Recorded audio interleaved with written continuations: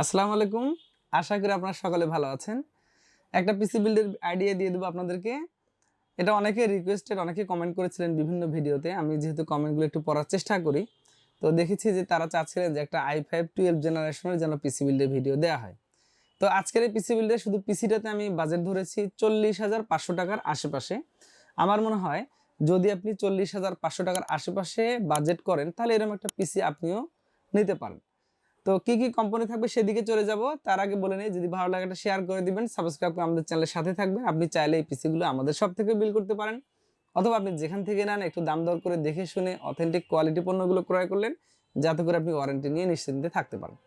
তো এটা একটা খোলামেলা ডিসকাশন হবে। কি কি কোম্পানি দিয়েছি, আপনি কিছুটা খরচ বাড়াতেও পারেন, খরচ কমাতেও পারেন। তো সার্বিক বিষয়ে কথা হবে ইনশাল্লাহ। প্রথমত আমি একটা কেসিং দিয়েছি এখানে, অ্যাপটেক ব্র্যান্ডের 8303।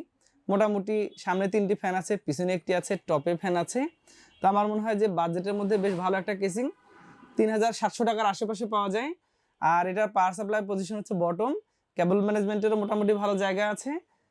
আমার মনে হয় যে এই বাজেটে একটা সেরা কেসিং। আপনি চাইলে এই কেসিংয়ে আরও কস্টিং কিছু কমাতে পারেন, বাট তখন হয়তো একটু লুকিংটা একটু কমে যাবে, চেহারা সৌন্দর্যটা একটু কমে যাবে হয়তো।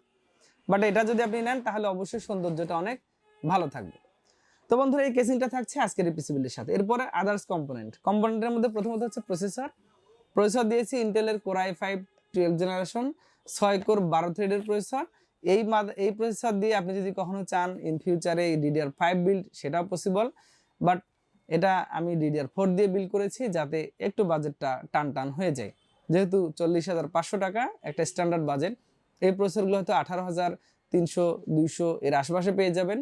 3 বছরের ওয়ারেন্টি আছে। আমার মনে হয় বাজেটের মধ্যে এটা একটা সেরা প্রসেসর। তো যাই হোক, এই প্রসেসরটা থাকবে আপনার পিসি বিল্ডের তালিকায়। আচ্ছা, এরপরে আপনি মাদারবোর্ড কি নিতে পারেন।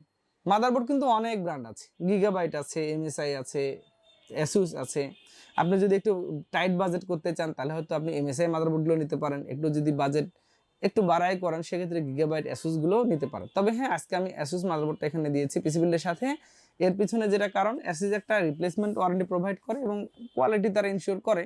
তো যাই হোক, অ্যাসুসের H610 MK DDR4 এই মাদারবোর্ডটা থাকবে। এটা নিতে চাইলে আপনাকে ধরেন 11,800-900 টাকা কিন্তু ইনভেস্ট করতেই হবে। অফিসিয়াল প্রোডাক্ট, 3 বছর ওয়ারেন্টি আছে। আমার মনে হয় যে 2 RAM স্লট, M.2 NVMe এভারেজে মাদারবোর্ডটা যথেষ্ট ভালো। তো এটাই থাকছে মাদারবোর্ড হিসেবে।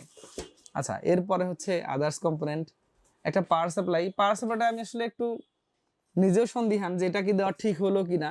তো যাই হোক, আমি একটু বলে নিই। আপনি চাইলে হয়তো এই পাওয়ার সাপ্লাইটা না নিলেন। এটা অ্যাকচুয়ালি 300 ওয়াট, যেহেতু এখানে গ্রাফিক্স কার্ড ধরা নেই, 300 ওয়াট দিয়েছি, এটা দিলেই হয়ে যায়। আপনি আর একটু কম নিলেও সমস্যা নাই, কারণ এখানে হয়তো আপনি 250 ওয়াটের পাওয়ার সাপ্লাইগুলো 1500-1600 টাকাতেও পেয়ে যাবেন, সেটা দিলেও হয়ে যাবে। বাট আমি একটু ব্যালেন্স রাখার চেষ্টা করেছি যে এটাতে কোনো গ্রাফিক্স কার্ড আপডেট করার প্রয়োজন নেই। যদি আপনি কখনো করেন, তখন অবশ্যই পাওয়ার সাপ্লাইটা চেঞ্জ করতে হবে। 3 বছর ওয়ারেন্টি আছে, একটা স্মার্ট ওয়ারেন্টির প্রোডাক্ট। আমার মনে হয় বাজেটের মধ্যে একটা কোয়ালিটি। আচ্ছা, এরপরে আমরা একটা এখানে র্যাম দিয়েছি। র্যামটা দিয়েছি টুইনমোস ব্র্যান্ডের। আপনি চাইলে অন্যান্য ব্র্যান্ডের নিতে পারেন। 8GB 3200 মেগাহার্জ র্যাম দিয়েছি। ইন দিস বাজেট এটা একটা রাইট চয়েস হতে পারে 2300 টাকার আশেপাশে। আর আমার মনে হয় যে 40,500 টাকার পিসিতে এই একটা র্যাম এনাফ। আপনি যদি একটু বাজেট বাড়ান, ধরুন আরেকটা র্যাম নিয়ে নিলেন, আরও 2300 টাকা বেড়ে গেল, তাতে করে হয়তো আপনার এই পিসিটা 42,800 টাকার মতো চলে আসবে। তো এই র্যামটা থাকছে, প্রোডাক্ট লাইফ টাইম ওয়ারেন্টি। একটা এসএসডি দিয়েছি প্যাট্রিয়ট ব্র্যান্ডের। এটা হচ্ছে একটা স্ট্যান্ডার্ড মানের এসএসডি। রিজিয়ন হচ্ছে actually American region, but manufacturing হয় তাইওয়ানে। তাইওয়ান চিপসের এসএসডিগুলো তুলনামূলক একটু ভালো পারফর্ম করে। সবাই জানে যে তাইওয়ানের চিপসেট নাকি একটু ভালো। তো যাই হোক, এই এসএসডিতে থাকছে 3 বছর ওয়ারেন্টি। আর এই মুহূর্তে যেহেতু অন্যান্য এসএসডিগুলোর দামটা অনেকটা বেড়ে গিয়েছে, আমার মনে হয় একটু বাজেট ফ্রেন্ডলির মধ্যে এই এসএসডিটা কিন্তু অবশ্যই একটা বেটার পারফর্ম করবে। এটার প্রাইস হচ্ছে 2700, 2600, 2700 টাকার আশেপাশে পাওয়া যায়। হয়তো কিছুটা প্রাইস বেড়েও যেতে পারে, যে অবস্থা দেখছি। তো যাক, এটা এসএসডি থাকবে। তো বন্ধুরা, এগুলো ছিল কম্পোনেন্ট।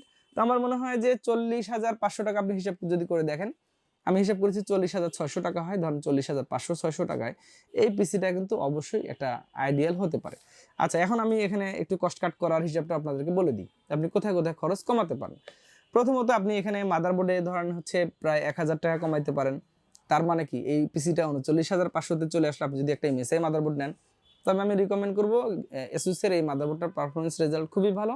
আমরা যেহেতু বেশ কিছু সেলস এক্সপিরিয়েন্স আছে, কাস্টমার ক্লেমটা অনেক নেই বললেই চলে। আচ্ছা, এরপরে আপনি পাওয়ার সাপ্লাইটা তো আর 500 টাকা কস্ট কাট করেন, সেক্ষেত্রে এটা 39,000-এ চলে আসবে। কেসিংটাতে আপনি কস্ট কাট করতে পারেন। কেসিংটা যদি আপনি চান যে একেবারে নর্মাল কেসিং নেবেন, 1,000-1,200 টাকায় হয়ে যাবে, সেক্ষেত্রে এখানে 3,000 টাকা, প্রায় 2,700 টাকা কস্ট কাট হবে। তার মানে কি এই পিসিটা আপনার 36,000 টাকাতে কিন্তু বিল্ড হয়ে যাবে। আবার ধরেন আপনি একটা 2,000 টাকার কেসিং নিলেন, সেক্ষেত্রে হয়তো আর একটু বাড়লো বাজেটটা, 2,000, 2,200, 2,500 টাকাতেও বেশ ছোটো ছোটো কেসিংগুলো পাওয়া যায়, 2-1টা ফ্যান সহ 2টা ফ্যান থাকে, এগুলো নিলেও দেখা যাবে যে পিসিটা কিন্তু বেশ পারফরমেন্সের কোনো ঘাটতি হবে না, হয়তো আপনার আউটলুক এইগুলোর ক্ষেত্রে একটু কম বেশি হয়ে যাবে। তো যাক বন্ধুরা, এই ধরনের করে একটা পিসি আপনি কিন্তু নিতে পারেন। যাক, আমি চেষ্টা করলাম আপনাদেরকে সাজেশন দেওয়ার জন্য, আপনি যেখান থেকে নেন দেখে শুনে নেবেন।